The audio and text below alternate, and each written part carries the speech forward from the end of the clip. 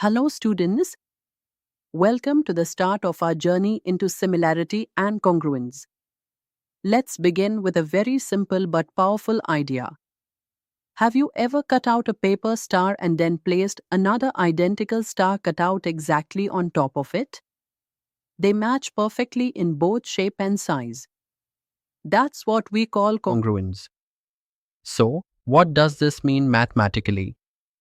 Two figures are congruent if they have identical shape and identical size. Not just one or the other, both conditions must hold. In geometry, congruence implies exact superimposition. For example, if triangle ABC is congruent to triangle DEF, we write it as delta ABC is congruent symbol delta DEF. The congruence symbol here is the equals sign with a squiggly line on top. It shows perfect equality in both shape and size. Now, when we deal with congruent triangles specifically, there's an extra detail. In congruent triangles, the corresponding sides are equal and the corresponding angles are also equal. For example, side AB equals side DE, side BC equals side EF, and angle A equals angle D. But how do we check congruence in practice? There are well-established conditions that help us. You might recall these: side, side, side, abbreviated as SSS, side, angle, side, abbreviated as SAS, angle, side, angle, abbreviated as ASA, right angle, hypotenuse, side, abbreviated as RHS. Each of these tests ensures that the two triangles are congruent. Here's the quick insight. Congruence ensures that both form and measure are exactly the same. In other words, congruent figures are perfect copies of one another. And that's the recap of congruence. In the next scene, we shift from congruence to similarity, where the shape remains the same, but the size can change. Stay tuned. But now, let's move a step ahead. What if two figures look alike in shape but one is bigger and the other smaller? Like your photo and its enlarged version on a projector screen, they're not congruent, but they are similar. So, two figures are similar when they have the same shape but not necessarily the same size. In fact, congruence is just a special case of similarity. If two figures are congruent, they are definitely similar, but the reverse need not hold. For example, every circle in the universe is similar to another circle, no matter the radius. Same with equilateral triangles, they all belong to one big similarity family. Fascinating, isn't it? Let's get into the properties. If two figures are similar, their corresponding angles are equal. That means if angle A equals angle D, angle B equals angle E, and so on, the figures preserve their geometry. Next, the corresponding sides are always in the same ratio. This ratio is called the scale factor. For triangles, we can write it clearly as A to B divided by D equals B to C divided by EF equals A to C divided by DF. This proportionality rule helps us compare shapes precisely. For polygons, the perimeters also follow the same ratio. Isn't it beautiful how math keeps everything in balance? Hello students. Welcome once again. Let me ask you a fun question. Have you ever wondered how people measured the height of Mount Everest long before drones, satellites, or laser range finders existed? After all, no one could just climb up with a giant tape measure. The answer lies in the similarity of triangles. Yes, this simple geometric concept allows us to calculate the height of mountains, towers, or even tall trees without ever climbing them. Here's how it works. Suppose sunlight casts a shadow of a pole on the ground. At the same moment, the mountain nearby also casts a shadow. Both the pole and the mountain, along with their shadows, form right-angled triangles with the ground. Because the angle of elevation of the sun is the same for both, these triangles are similar. And for similar triangles, the ratio of corresponding sides is equal. So we can write height of pole divided by shadow of pole equals height of mountain divided by shadow of mountain. That's fraction height of pole over shadow of pole equals fraction height of mountain over shadow of mountain. Isn't that neat? With just a small pole and its shadow, we can find the tallest mountain's height. And it's not only earth-bound measurements. Astronomers also use similar triangles to estimate distances of celestial bodies like the moon, planets, and even distant stars. By using the line of sight and creating imaginary triangles, they scale up small measurements into astronomical distances. So, the big takeaway here is this: similarity of triangles bridges geometry and practical measurement. From mountains on Earth to objects in space, triangles quietly hold the key.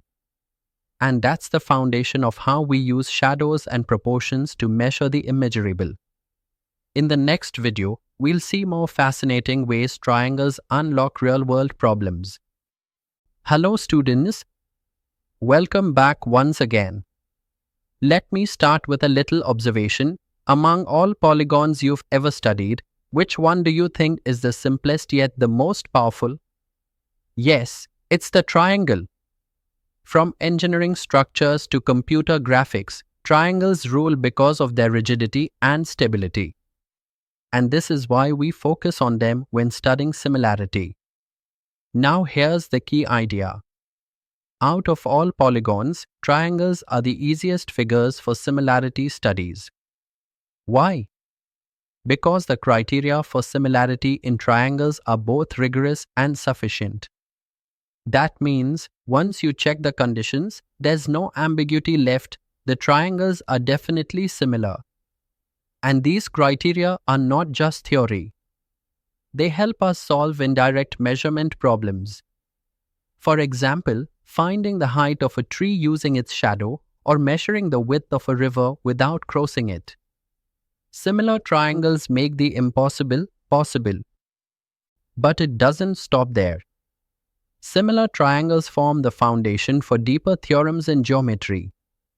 One famous example is the Pythagoras theorem, which we can actually prove using triangle similarity.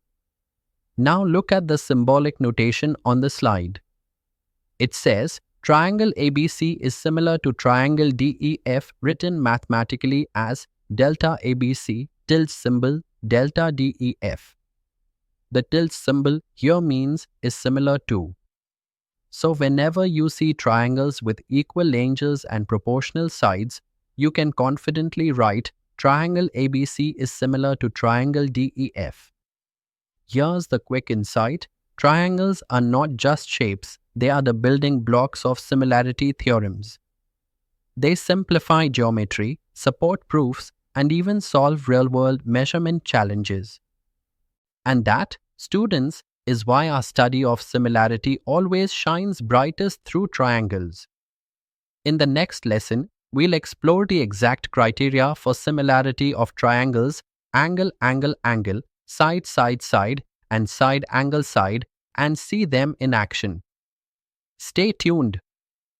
Hello students, welcome back. Let's start with a simple but fascinating observation. Have you ever noticed how we can tell the time of the day or even measure the height of tall trees just by looking at shadows? Ancient civilizations actually used shadows to measure distances and build gigantic structures. Today, we'll do something similar, finding the height of a tree using the shadow of a pole. So here's the problem.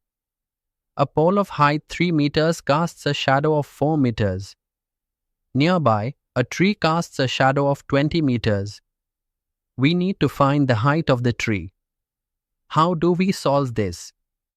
The trick lies in similar triangles. The pole and its shadow form a right-angled triangle, and the tree with its shadow forms another. Since the sun's rays are parallel, the angle of elevation is the same. That makes the two triangles similar. Step 1. Write the ratio. we compare the corresponding sides. So, height of pole divided by shadow of pole equals height of tree divided by shadow of tree. That is, height of pole over shadow of pole equals height of tree over shadow of tree. Let's call this equation 1. Step 2. Substitute the values. The pole is 3 meters high, its shadow is 4 meters, the tree's shadow is 20 meters, and the tree's height is unknown, say h. So, 3 divided by 4 equals h divided by 20. That's equation 2. Step 3. Solve the proportion.